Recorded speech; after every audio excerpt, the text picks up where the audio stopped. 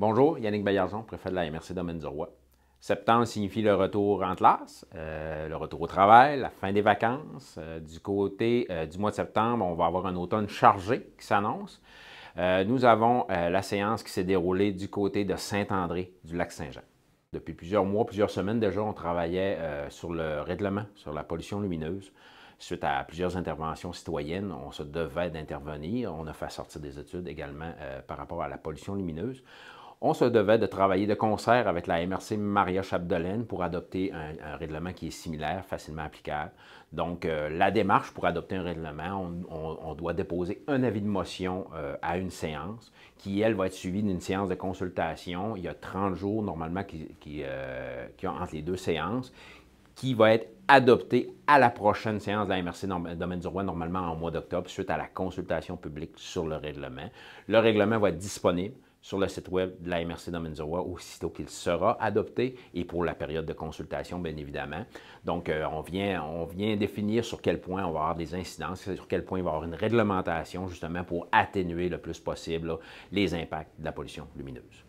Autre point traité à cette séance de septembre du côté de Saint-André du Lac-Saint-Jean, on a des fonds disponibles au niveau de la MRC Domaine du Roi, là, le fonds de développement Domaine du Roi qu'on appelle, là, qui vient être provisionné par les fonds hydroélectriques, oui, mais différents fonds, dont le FRR également. On a un volet qui est territorial, puis un volet qui est local. Les volets locaux, ce sont les municipalités qui déposent les demandes dans leurs enveloppes locales et le volet territorial englobe souvent plus de 2 municipalités. Donc, ce mois-ci, on avait 5 demandes locales, donc 3 à Roberval, 1 à Chambord et 1 à La Dorée, et 3 territoriales, là, pour un montant de 206 841 $.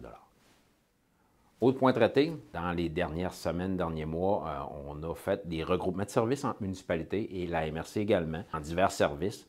Du côté de la ville de Roberval, on avait une ressource en informatique qui était dédiée à la ville de Roberval, va venir offrir des services du côté de la MRC. Et du côté de la MRC, on a une ressource en ressources humaines qui, elle, va venir donner des services du côté de la ville de Roberval. Pour les prochains mois, prochaines années, vous allez voir de plus en plus ces regroupements-là arriver. Je sais que du côté de la Dorée, il s'en est fait, du côté de Saint-Prime, du côté de Saint-François-de-Salle, Chambord, Saint-André. Il y a beaucoup de regroupements depuis plusieurs mois, plusieurs semaines qui se font et qui va se poursuivre là, justement pour venir pallier à ce manque de main-d'œuvre spécialisée là, dans le domaine municipal. Transport collectif.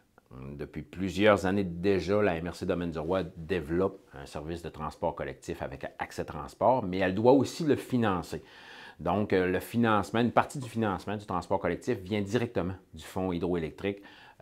Cette année, c'est 115 000 $ qu'on renouvelle au niveau du transport collectif.